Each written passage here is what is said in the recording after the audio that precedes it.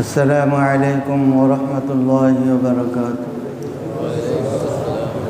إن الحمد لله نحمده ونستعينه ونستغفره ونؤمن به ونتوكل عليه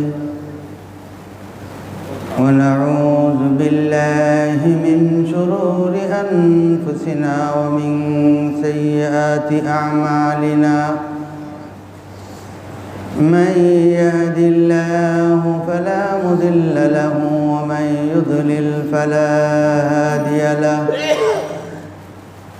ونشهد أن لا إله إلا الله وحده لا شريك له ولا نذير له ولا وزير له ولا مثيل له ولا مشير له ولا معين له. ونشهد أن سيدنا وسندنا وحبيبنا وطبيبنا وطبيب قلوبنا وطبيب أرواحنا ومرشدنا ومولانا محمدا عبده ورسوله الذي أرسله بالحق بشيرا ونذيرا وداعيا إلى الله بإذنه وسراجا وقمرا منيرا.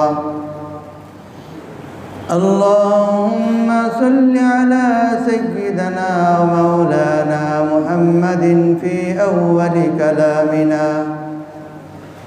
اللهم صل على سيدنا ومولانا محمد في أوسط كلامنا. اللهم صل على سيدنا ومولانا محمد في آخر كلامنا. وصلى الله تعالى على خير خلقه محمد وعلى آله وأصحابه أجمعين. أما بعد فأعوذ بالله من الشيطان الرجيم. بسم الله الرحمن الرحيم.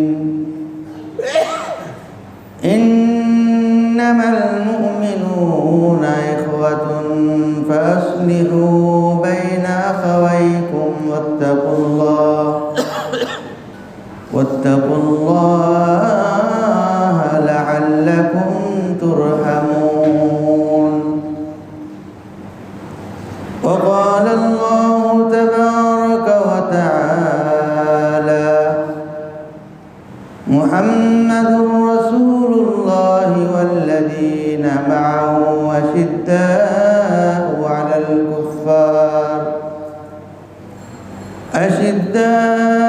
على الكفار رحماء بينهم. صدق الله مولانا العظيم. وقال رسول الله صلى الله عليه وسلم: المؤمن للمؤمن كالبنيان يشد بعضه بعضا. المؤمن للمؤمن كالبنيان يشد بعضه بعضا.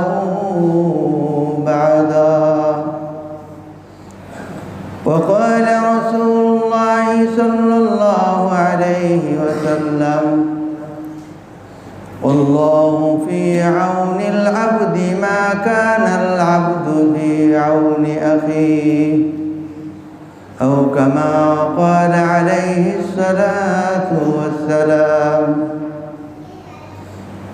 उपस्थित मोहतरम हाजिरीन, नहायत काबिल एहतराम मुअज़्ज़ज़ मुसल्लियान करम, अल्लाह जल्ला शानुहु लाख कोटि शुक्रिया যে আল্লাহ রব্বুল আলামিন আমাদেরকে এই পবিত্র দিনে আল্লাহ রব্বুল আলামিনের মহান হুকুম জুমার নামাজ আদায়ের উদ্দেশ্যে আল্লাহর ঘরে আগে আগে উপস্থিত হয়ে দিনই কিছু আলোচনা করা এবং শুনবার আল্লাহ রাব্বুল আলামিন আমাদেরকে তৌফিক দান করেছেন, এজন্য সকলেই অন্তরের অন্তঃস্থল থেকে শুকর আদায় করি আলহামদুলিল্লাহ।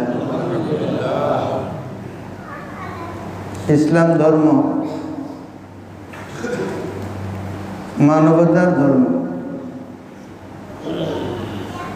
পৃথিবীতে একমাত্র ধর্ম যা মানুষকে মানবিক হওয়ার শিক্ষা দেয়। মানবতার চর্চা ইসলাম থেকে শুরু হয়।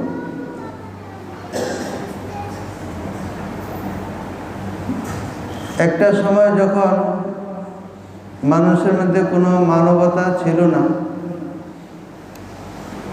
কেউ মানবিক ছিল না, তখন শান্তির দূত, মানবতার মহান সরওয়ারে কায়নাত হযরত মুহাম্মদুর রাসূলুল্লাহ সাল্লাল্লাহু আলাইহি ওয়াসাল্লামকে আল্লাহ তাআলা মানবতার এবং মুক্তির দূত হিসেবে আখিরি নবী উম্মতে মুহাম্মদের জন্য আল্লাহ পাক রসুল হিসেবে আমাদের জন্য মনোনীত করেছে। হযরত রাসূল আকরাম সাল্লাল্লাহু আলাইহি ওয়াসাল্লাম উম্মাহকে শিখিয়েছেন, হাতে কলমে ইশারা ইঙ্গিতে বলে কয়ে যে মানবতা কাকে বলে, সেই মানবতা হযরত মুহাম্মদ সাল্লাল্লাহু আলাইহি ওয়াসাল্লাম আমাদেরকে শিখিয়ে গিয়েছে। যে কোনো জাতিগতভাবে যে শুধু একটা নির্দিষ্ট গোষ্ঠীর প্রতি মানবতা হবে এমন না, বরং রাসূল সাল্লাল্লাহু আলাইহি ওয়াসাল্লামের মানবতা ছিল সর্বজনীন, সকলের প্রতি অকুণ্ঠ ভালোবাসা, সহমর্মিতা, মায়া মমতা সমৃদ্ধ। জাতির কাছে ইসলামকে তথা দ্বীনকে আল্লাহ রসুল সাল্লাল্লাহু আলাইহি ওয়াসাল্লাম মানুষের সামনে পেশ করেছে। আক্ষরিকভাবে যদি মানুষ রসুল সাল্লাল্লাহু আলাইহি ওয়াসাল্লামকে নিয়ে একটু চিন্তা করত বা চিন্তা করে বা যারা চিন্তা করে, অবশ্যই দুনিয়ার মধ্যে কোনো অরাজকতা, কোনো অশান্তি, কোনো বৈষম্য, কোনো দ্বন্দ্ব, কোনো কলহ, কোনো ঝগড়া, কোনো বিবাদ, কোনো বিসংবাদ এই পৃথিবীর মানচিত্রে থাকতে পারে না। হযরত মুহাম্মদুর রাসূলুল্লাহ সাল্লাল্লাহু আলাইহি ওয়াসাল্লাম মক্কা থেকে নেক্কারজনকভাবে হিজরত করতে হয়েছে। তাদের বাসায় তারা আল্লাহর রসুলকে তারা বিতাড়িত হয়েছেন, কিন্তু রসুল সাল্লাল্লাহু আলাইহি ওয়াসাল্লাম সেই কষ্টকে নিজের অন্তরের মধ্যে রাখেননি, বরং সেই কষ্টকে ভালোবাসার দ্বারা তিনি প্রতিদান দিয়েছেন। ভালোবাসার মাধ্যমে মক্কার লোকদেরকে তাদের মধ্যে ভালোবাসা তিনি সৃষ্টি করেছেন। আল্লাহ রাব্বুল আলামিন পবিত্র কোরআনে কারিমের মধ্যেও ইরশাদ করেছেন, ইন্নামাল মুমিনুনা ইখওয়াতুন, মুমিনরা পরস্পরে তারা ভাই ভাই, ফাআসলিহু বাইনা আখাওয়াইকুম, সুতরাং তোমরা তোমাদের ভাইদের মাঝে ইসলাহ করো। কারো যদি কোনো সমস্যা থাকে তাদের সমস্যাকে তোমরা দূর করো, যদি কোনো সমস্যায় পড়ে সেই সমস্যাকে তোমরা দূর করো, কোনো কষ্টে নিপতিত হয় কষ্টকে দূর করে দাও, বিপদগ্রস্ত তাদেরকে বিপদ থেকে তোমরা উদ্ধার করো। এটা হলো মুমিনদের কাজ। ইন্নামাল মুমিনুনা ইখওয়াতুন ফাসলিহু বাইনা আখাওয়াইকুম ওয়াত্তাকুল্লাহ, এবং আল্লাহকে ভয় করো। আল্লাহ তাআলা মোমেনদের পারস্পরিক সংস্কার, সংশোধন এবং তাদেরকে ঠিক করা, সঠিক পথে পরিচালিত করা, বিপদ থেকে উদ্ধার করা, এইগুলো করতে আল্লাহ তাআলার পক্ষ থেকে আল্লাহর হুকুম। কিন্তু কারো প্রতি যদি অন্যায় আচরণ হয়, যদি অন্যায় করা হয়, তা আল্লাহ তাআলা সতর্ক সংকেত দিয়েছেন, ওয়াত্তাকুল্লাহ, আল্লাহকে ভয় করো। এর বাইরে যাওয়ার কোনো তোমাদের সুযোগ নেই। আল্লাহকে ভয় করো, ওয়াত্তাকুল্লাহ, কারণ বিপদ আজকে তার আসছে, তোমারও আসতে পারে। আজকে সে বিপদের মুখোমুখি, আল্লাহ না করুন সেই বিপদটাই তোমার উপরে চলে আসতে পারে। ওয়াতিলকাল আইয়ামু নুদাবিলুহা বাইনান নাস, আল্লাহ তাআলা যুগের, জমানার, সময়ের পরিবর্তন এর মালিক আল্লাহ। পরিবর্তন ঘটায় থাকেন আল্লাহ তাআলা। আপনি আমি পরিবর্তন ঘটাইতে পারি না, পরিবর্তন আল্লাহ তাআলা করেন। পরিস্থিতির পরিবর্তন এটা আল্লাহর হাতে, মানুষের হাতে না। আজকে যারা বিপদের সম্মুখীন, তাদের প্রতি খায়ের খা হওয়া। রাসূল সাল্লাল্লাহু আলাইহি সাল্লাম বলেছেন, আদ-দীনু আন-নাসিহা, যে দিন এটা হলো খায়ের নাম।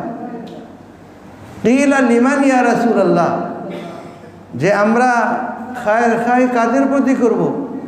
লিল্লাহি ওয়া লিরাসূলিহি ওয়া লিআইম্মাতিল মুমিনিন। আল্লাহর খায়ের খাই করে। আল্লাহর খায়ের খাই কি? আল্লাহর খায়ের খাই হচ্ছে সেটাই যে আল্লাহর কোনো বান্দা যখন বিপদগ্রস্ত হয়, বিপদের মধ্যে পতিত হয়, তাকে সাহায্য করা। তাকে সাহায্য করলে আল্লাহকে সাহায্য করা হবে। তাকে বিপদ থেকে উদ্ধার করলে আল্লাহ তাআলা বিপদ থেকে উদ্ধার করেন। সে আল্লাহ রাব্বুল আলামিনের হুকুমের সে তাবেদারি হয়ে তার ভাইকে সে বিপদ থেকে সে উদ্ধার করলো, এটা আল্লাহর জন্য বড় খায়ের খাই। সরাসরি আল্লাহ রাব্বুল আলামিন কোনো কিছুতে হস্তক্ষেপ করেন না, আমাদের দ্বারা করান। কারণ এই নেতৃত্ব এবং দুনিয়ার কাজ পরিচালনা করা, কার্যনির্বাহী সকল কাজের জন্য খেলাফত বা খলিফা বা প্রতিনিধি, ইন্নী জাইলুন ফিল আরদি খলিফা, যে আল্লাহ তাআলা আমাদেরকে প্রতিনিধি হিসাবে, আল্লাহর প্রতিনিধি হিসাবে দুনিয়াতে আল্লাহ তাআলা আমাদেরকে প্রেরণ করেছে। সুতরাং একজন আরেকজনের প্রতি মঙ্গল চিন্তা করবে। ওয়ালি রাসূলিহি, এবং রসুলের খায়ের খাই, রসুলের সুন্নাহ, রসুল সাল্লাল্লাহু আলাইহি সাল্লামের যে আদর্শ, সে আদর্শকে জীবনে বাস্তবায়ন করা। হযরত রাসূল সাল্লাল্লাহু আলাইহি সাল্লামকে যে নিপীড়ন করে, নিপীড়িতভাবে তাকে হিজরত করতে বাধ্য করা হয়েছে। মদিনায় হিজরত করেছেন, মক্কায় এক দুর্ভিক্ষ দেখা দিয়েছে, মহা দুর্ভিক্ষ, যেটা আমরাকে প্রাকৃতিক দুর্যোগ বলি, যে কোনো খাদ্য নাই, কোনো খাবার নাই, কোনো সহায় নাই, কোনো রাস্তা নাই। আল্লাহর রসুল সাল্লাল্লাহু আলাইহি সাল্লামের কাছে সংবাদ গেছে, রসুল সাল্লাল্লাহু আলাইহি সাল্লাম হিজরত করেছেন মদিনায়। মুহাজির সাহাবায়ে কেরাম তারা এখনও সুসংগঠিত না, তারা অর্থনৈতিকভাবে সেরকম সুসংগঠিত হইতে পারেন নাই। মুসলমানদের অর্থনৈতিক সুসংগঠিত হয়েছেন মক্কা বিজয়ের পরে। তখন সব ধরনের বিজয়ের দ্বার আল্লাহ তাআলা মুসলমানদের খুলে দিয়েছেন। বিভিন্ন দেশ জয় করেছেন, বিভিন্ন এলাকা জয় করেছেন, ব্যবসা বাণিজ্যের প্রসার ঘটিয়েছেন। তারা তখন আর্থিকভাবে তারা স্বাবলম্বী হয়েছেন। কিন্তু যে অবস্থায় মক্কায় দুর্ভিক্ষ লাগলো, তখন তারা তত স্বাবলম্বী না। হুজুর সাল্লাল্লাহু আলাইহি সাল্লাম আনসার এবং মুহাজির সকলকে নিয়ে, সকলকে বললেন, তোমরা কাঁধে কাঁধ মিলিয়ে, যে আমার বংশের লোকেরা, আমার এই ভাই, আমাদের এই আত্মীয় স্বজন, আমাদের লোক, তারা আজকে অভাবগ্রস্ত, তারা দুর্ভিক্ষের মধ্যে আজকে নিপতিত। সুতরাং তোমরা যার যার সর্বোচ্চ চেষ্টার, প্রত্যেকের সামর্থ্যের সর্বোচ্চ প্রচেষ্টার অনুদান তোমরা জমা করে আমার ভাইদের জন্য মক্কায় পাঠিয়ে দেব। এটা কি ভাবা যায়?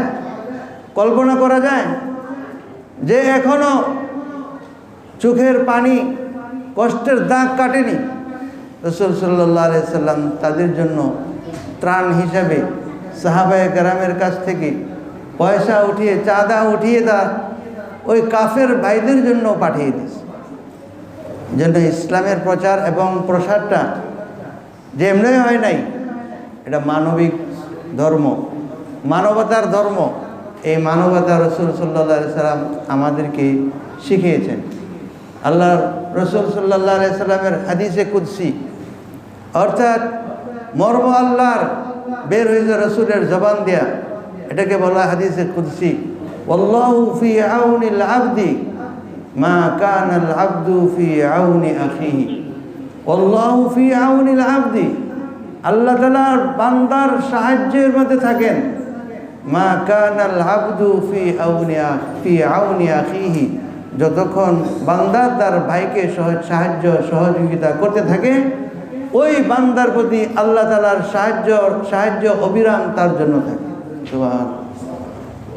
তা আমরা যদি আজকে আমরা এমন একটা ক্রান্তি লগ্নে যে আমরা একটা বিপদ থেকে ওই বিপদ আমাদের কাটে নাই, যে দেশের যে একটা অরাজক পরিস্থিতি হয়েছিল সেখান থেকে একটা স্থিতিশীল পর্যায়ে এসেছে, আমরা যেটা সকলে আমরা কামনা করেছিলাম সেটা হয়েছে।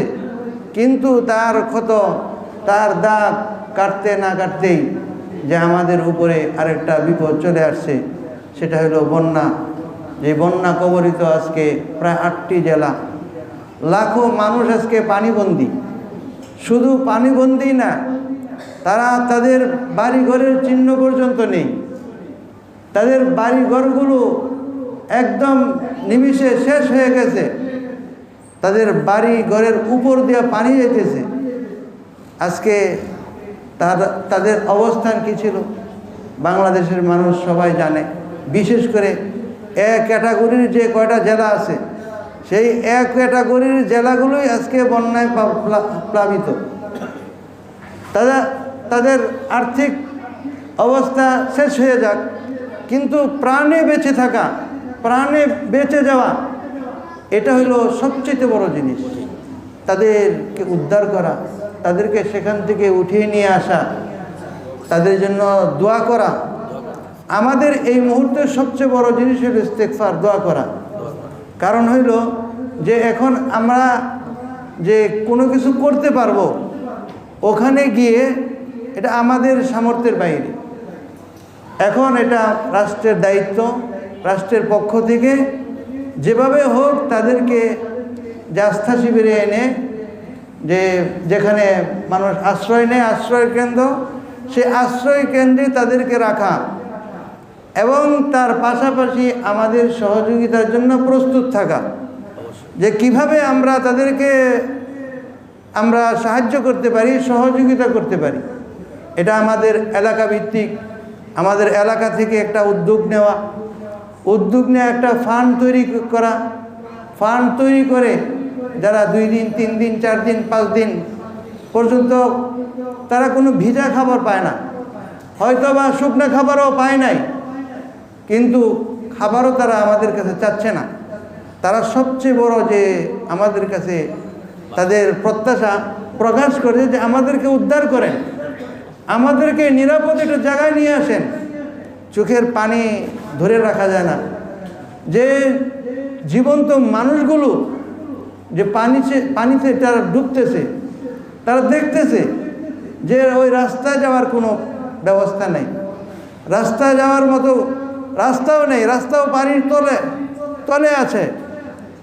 বিশেষ করে শিশু, বৃদ্ধ, নারী, বয়স্ক লোক এবং অনেক গর্ভবতী মায়েরা আছে। তারা আজকে যে কি দুর্বিষহ অবস্থার ভিতরে আছে, আল্লাহ না করুক যে আমাদের এরকম যদি পরিস্থিতি হয়ে যায়। এখন এটা প্রাকৃতিক একটা আমাদের উপরে বিপর্যয় মানুষের তৈরি করা। এটা আল্লাহ তাআলা আমাদের দ্বারা আমরা করছি এরকম না, বরং মানুষ দুষ্কৃতিপরায়ণ লোক যারা একটা কথা বলে যে বড় লোকের ধনী মানুষের বাড়ির প্রতিবেশী গরিব লোক আরামে থাকতে পারে না। তা আমাদের অবস্থাটা হলো এরকম যে আমরা বড় লোকের প্রতিবেশী হয়ে আজকে আমরা তাদের রোষানলের মধ্যে পড়ছি।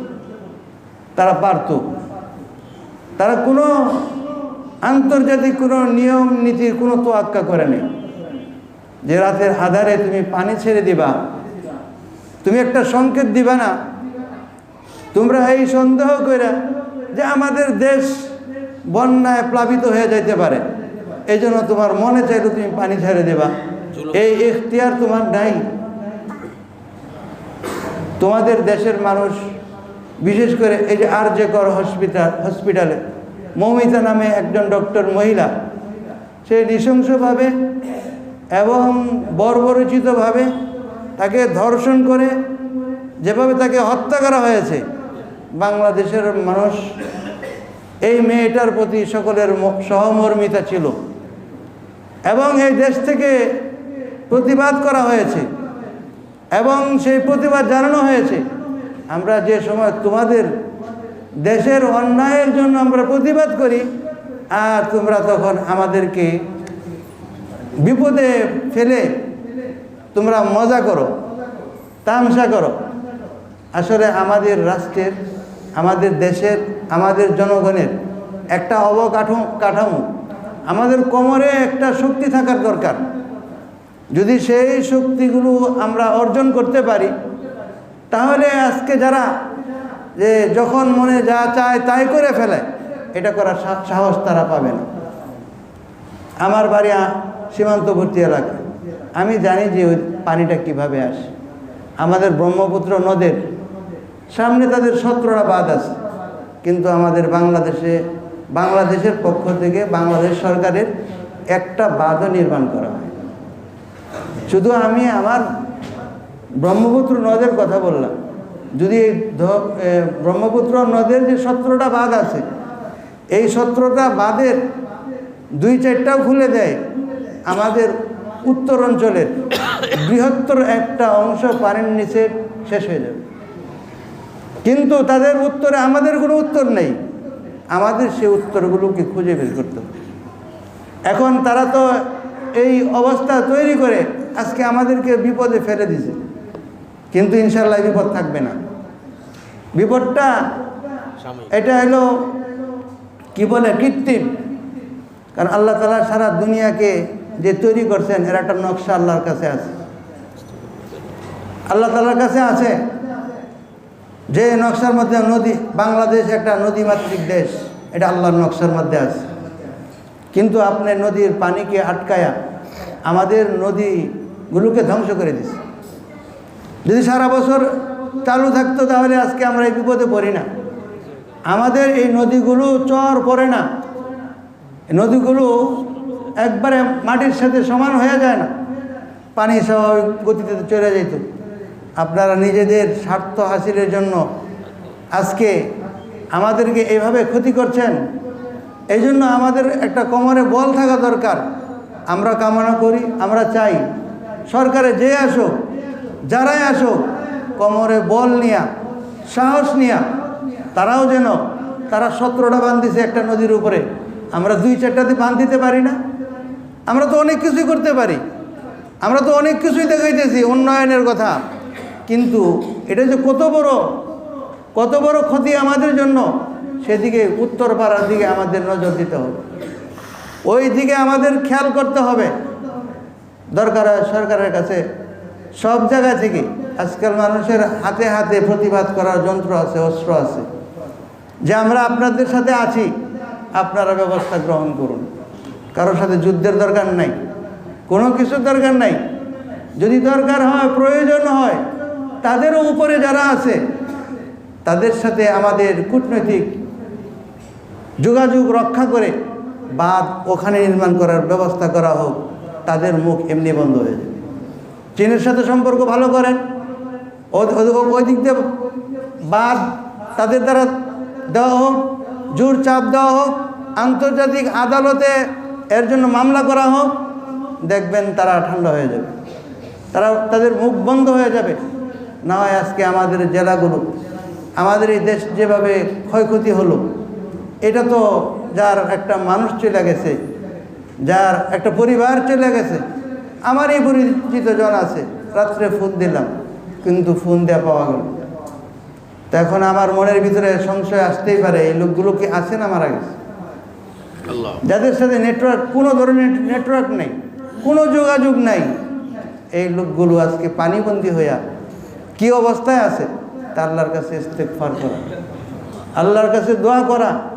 আল মুমিনু লিল মুমিনি কাল বুনিয়ান, মুমিন মুমিনের জন্য একটা বিল্ডিংয়ের মতো। ইয়াশুদ্দু বাদুহু বাদা, যে একটা বিল্ডিং, এর জন্য অনেক মেটেরিয়ালের প্রয়োজন হয়। সবগুলো মেটেরিয়ালের সংমিশ্রণে মানুষের পরিশ্রম এর সাথে জড়িত। পরিশ্রম এবং সমস্ত মেটেরিয়াল যখন পারফেক্টভাবে ব্যবহার করা হয়, তখন একটা শক্তিশালী বিল্ডিং হয়। আল্লাহ রসুল সাল্লাল্লাহু আলাইহি সাল্লাম বলেন, মুমিনের জন্য একটা বিল্ডিংয়ের মতো। একটা বিল্ডিং যেভাবে বিভিন্ন মেটেরিয়ালের দ্বারা শক্তিশালী হয়, মুসলমান মুমিন তাদের ভিতরে যদি একতা থাকে, ঐক্য থাকে এবং সেই ঐক্যের ভিতরে তারা চলতে পারে, ওই বিল্ডিংটা যেরকমভাবে মজবুত হয়, মুসলমান তারাও দুনিয়ার মাটিতে তারা মাথা নত করে থাকতে হবে না, তারাও তাদের মাথা উঁচু করে থাকতে পারে। ইয়াশুদ্দু বাদুহু বাদা। সুতরাং এরা আমাদের ভাই, আমাদের মুসলমান। এখন কথা হলো, শুধু কি মুসলমান, অন্য জাতি আছে না? অন্য জাতিও তো আছে। যাদেরকে বলি আমরা সংখ্যালঘু তো তোমরাই তো তাদের জন্য বেশি কান্নাকাটি করো। কেউ একটা থাপ্পড় খাইলে মনে করে যে তাকে খুন করছে। কই আজকে তো তাদের মন্দির, তাদের ঘর বাড়ি, তাদের সম্পদ সব তো বাড়ির নিচে গেছে। তাদের জন্য তোমাদের মন কাঁদে না? তাদের জন্য মন কান্না করে না? এই জন্য এই দেশের মানুষ যারা আছি, দল মত ধর্ম বর্ণ নির্বিশেষে সবাই আমরা বাংলাদেশী, আমরা সবাই এই দেশের অধিবাসী, এই দেশের মালিক আমরা। সুতরাং এই দেশটা আমাদের, এই দেশকে রক্ষা করার দায়িত্ব আমাদের। এবং এই দেশের যখন যেখানে যে বিপদে পড়বে, সকলের বিপদে সাহায্যে এগিয়ে যাওয়া আমাদের দায়িত্ব এবং কর্তব্য। কথা ঠিক কিনা? যদি তাই হয়, হযরত মুহাম্মদ সাল্লাল্লাহু আলাইহি ওয়াসাল্লাম, আল্লাহ রাব্বুল আলামিন যে দিক নির্দেশনা আমাদেরকে দিয়েছেন, যদি কাফেরি শক্তি যদি আমাদের বিরুদ্ধে চলে, তাহলে সেই দিক নির্দেশনা আমাদের দেওয়া আছে যে আঙ্গুল সোজা করে বসে থাকার সময় না। মুহাম্মাদুর রাসূলুল্লাহ ওয়াল্লাযীনা মাআহু আশিদ্দাউ আলাল কুফফার রুহামাউ বাইনাহুম। মুহাম্মাদুর রাসূলুল্লাহ ওয়াল্লাযীনা মাআহু, আল্লাহর রাসূল সাল্লাল্লাহু আলাইহি সাল্লাম এবং তার যারা অনুসারী, আশিদ্দাউ আলাল কুফফার, কাফেরদের বিরুদ্ধে হবে কঠোর, রুহামাউ বাইনাহুম, পরস্পর হবে সহনশীল। যদি তারা আমাদের সাথে আমাদের কোনো ক্ষতি না করে, তাহলে মুসলমানের প্রতি যেমন সহনশীল, তোমাদের প্রতি আমরা সহনশীল। আর যদি তোমরা আমাদের প্রতি সহনশীলতা প্রদর্শন না করো, আমাদের পিঠ দেয়ালে ঠেকে যায়, তাহলে আমরাও কিন্তু ধরে নিব যে লা তাত্তাখিযু আদুওয়ি ওয়া আদুওয়াকুম আউলিয়া। আল্লাহর হুকুম যে লা তাত্তাখিযু আদুওয়ি ওয়া আদুওয়াকুম আউলিয়া, যে যারা আমার শত্রু, আমার রাসূলের শত্রু, মানবতার শত্রু, তাদেরকে তোমরা বন্ধু হিসাবে তোমরা গ্রহণ করো না। তাহলে আমরা বাধ্য হব, এদেশের জনগণ, এদেশের ইমানদার তৌহিদি জনতা মেনে নেবে যে যারা বেঈমান কাফের, এরা আমাদের আদৌ কোনো বন্ধু নয়, তাদের সাথে আমাদের কোনো বন্ধুত্ব নয়, তাদের সাথে বন্ধুত্ব আমরা করতে পারি না। আল্লাহ তাআলা আমাদেরকে ধনে জনে ধন দৌলতে কোনো দিক দিয়ে কোনো কম দেয় নাই। যদি ফাসলিহু বাইনাকুম, আমরা যদি ঠিক হই, সবার আগে আমি আমার জাতকে, আমার ব্যক্তিকে, আমার সত্তাকে আমি ঠিক হয়ে যাই, যদি আমি ঠিক হয়ে যাই, আপনিও ঠিক হয়ে যান, প্রত্যেকের জায়গায় থেকে যদি ঠিক হয়ে যায়, তাহলে এই দেশের মতো সুন্দর দেশ পৃথিবীর আর কোনো দেশ হইতে পারে না এবং হইতে পারবেও না। মুসলমানদের শিক্ষা, মুসলমানদের ভিতরে মানবতা আছে। সেই মানবতা, মানবিক হয়ে আমাদের আগে যেতে হবে।